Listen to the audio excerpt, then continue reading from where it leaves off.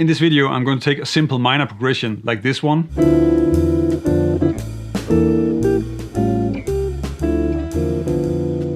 And then I'm going to show you how you can turn it into something like this.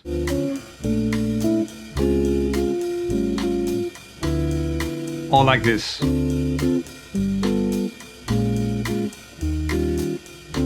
And along the way, I'm going to cover how you can use all the different minor scale sounds, some functional harmony, and some mysterious voice leading. My name is Jens Larsen. Learn jazz, make music. The basic chord progression that I'm starting with here is just a 1-2-5-1 in the key of D minor, so that would be something like this.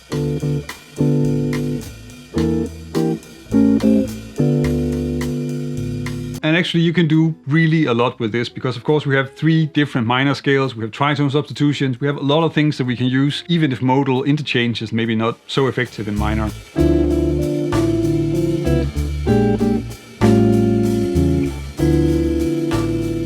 This first example is really close to the original, and the reason why I'm including it is that it's extremely common, and also because it kind of has a really funny example of a tritone substitute. So what's happening here is that instead of having an E half diminished, so a 2 chord, then I'm using the tritone substitute of the dominant. So I'm playing B flat 7 to A7 instead of E half diminished to A7. Usually when we're using tritone substitutions, then it's to get access to some notes that are not in the key, to get some tension that needs to be resolved and some chromatic notes. But in this case, most of the notes in the chord, in fact 3 out of the 4, are already in the key of D minor if you look at the D natural minor scale. So in that way, it's not nearly as much an outside sound. But of course, since it's a dominant, then the pull to the A7 is stronger than the E half diminished. And this is also a very common progression. It's probably the second most common minor progression after the basic 2-5-1.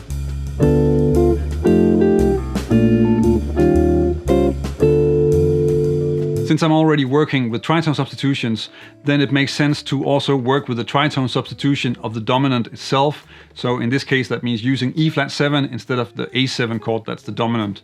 And here I'm using it in what you might call a minor version of the Ladybird turnaround. In major, the Ladybird turnaround really works well because we use a lot of modal interchange. We're borrowing chords from minor, and in this case we're already in minor, so that part of the effect is not really there. But at the same time, the secondary dominants and the tritone substitutions still give this progression a really nice flow and makes it something that you can use in a lot of different places.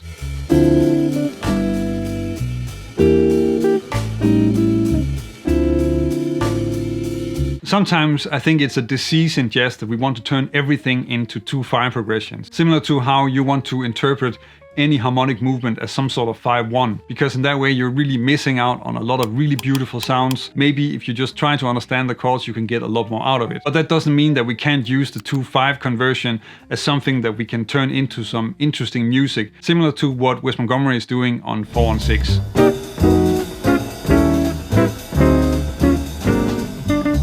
In this case, I'm turning the tonic D minor chord into a 2-5, making it D minor 7 to G7, and then using that together with the E half diminished A7. And of course that does create movement within each bar, so in that way it also does create some extra movement. Turning tonic minor chords into 2-5s is actually something that is pretty common. You will also find it in quite a few Santana songs.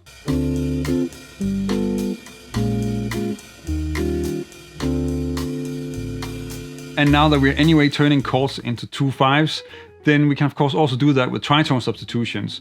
And in this example, I'm turning first the tonic chord into D minor 7 G7, and then I'm using the tritone substitute of A7, so that's E flat 7, and then the 2 chord that goes with that one, so that's B flat minor, E flat 7, and that's creating this progression, which actually turns into quite an interesting vamp, because we always have that major third interval moving between the 2-5s. It kind of has a Coltrane vibe to it. I think it makes sense to quickly just go over all the choices we have for diatonic chords in a minor key, because we're of course used to a major key just being pretty much the diatonic chords of the scale. But since we have 3 different scales for a minor key, then we actually have a lot of different diatonic chords. Let's just look at how many in fact.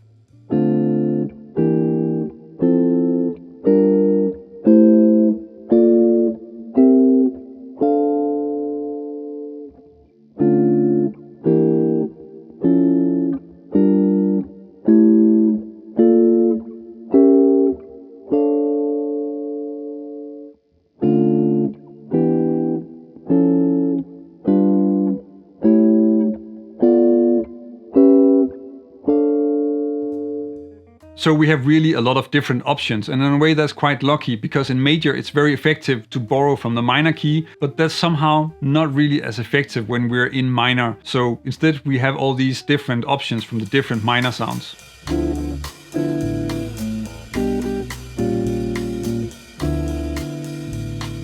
You probably already know that the alto scale is a melodic minor mode, and that means that we can use other chords from melodic minor as substitutes for our alto dominant. And especially the tonic minor chord is a really nice option, because we can use a minor 6 chord as an alto dominant. This is actually not something that's that new, because you can see this in some Jobim songs like the bridge of Genji. And in this progression I'm using the B flat minor 6 as a substitute for the A7 altered, and then I'm combining that with a brighter sounding subdominant chord.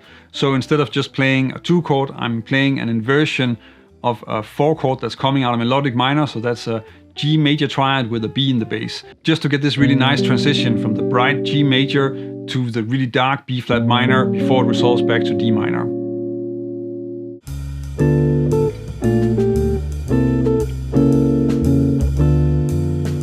Another way to get a substitute for the 5 chord is to use a diminished chord. And in this progression, I'm sort of trying to pretend that I'm going to F major, and then at the very end, just still use the diminished chord to take me to D minor. So I'm combining it with first the flat 6, the B flat major 7, and then the C7, moving up to the C sharp diminished, and then back to the D minor. And this is actually something that's fairly common. You can see variations on this in standards like Sunny Side of the Street or Prelude to a Kiss or My One and Only Love.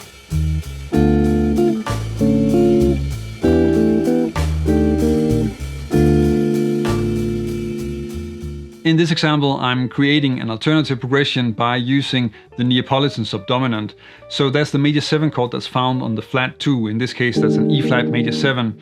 And this is actually changing the function, because I'm not using a dominant function, I'm using a subdominant function. The Neapolitan Subdominant is a subdominant chord, of course. And I'm combining this with a brighter sounding subdominant before it. So I'm using an E minor 7 out of, I guess, melodic minor, so D melodic minor. Again, we just use this to create sort of a brighter subdominant, and then make the transition a little bit stronger by introducing the Neapolitan Subdominant that then pulls towards the tonic. You can do really a lot with diatonic chords, functional harmony, tritone substitutions, but let's look at what happens once you start to work with some chromatic chords as well.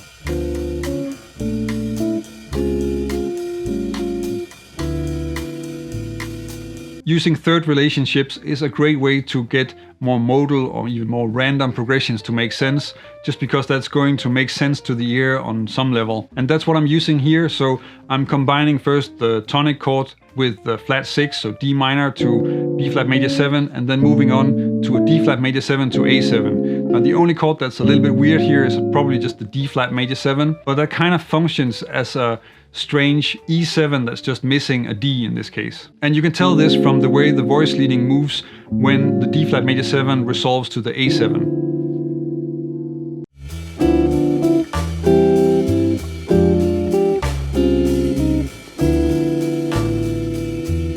This example is also created using the technique of using diatonic substitution in melodic minor. So instead of playing the A7 altered, then I'm using a D flat major 7 sharp 11 chord. Now this is of course also just really like a rootless A7 altered, but it does work if you have that bass note. And then I'm using the same trick to have the chord that's coming in front of the D flat, and that's an F minor 6. And in this case, that's just an E7 altered that is then substituted with the tonic minor chord, similar to what I did in the previous examples. And then we have this combined with the D minor, and I need to go from D minor up to the F minor, and I do that by just adding a C major triad in the first inversion. So what I'm doing here is really that I'm trying to work with some substitutions, and then I'm using different ways of getting to the new substitutions to create a completely different but still logical sounding chord progression. And this is really about getting used to the double meaning of some of these chords. One of the reasons why this works is also that I'm using a third relationship. So there is a relationship between F minor and D flat. So that bar will make sense in itself, even if we are not thinking about it as substitutions in D minor. One of the strongest tools when it comes to understanding and creating beautiful chord progressions is functional harmony. And if you check out this video, then I cover a lot of the basic stuff that's contained in that, how you work with it, and how you can start using this to understand chord progressions and make your own interesting but also quite complicated chord progressions. And finally, I have one question. Who's your favorite jazz piano player and why?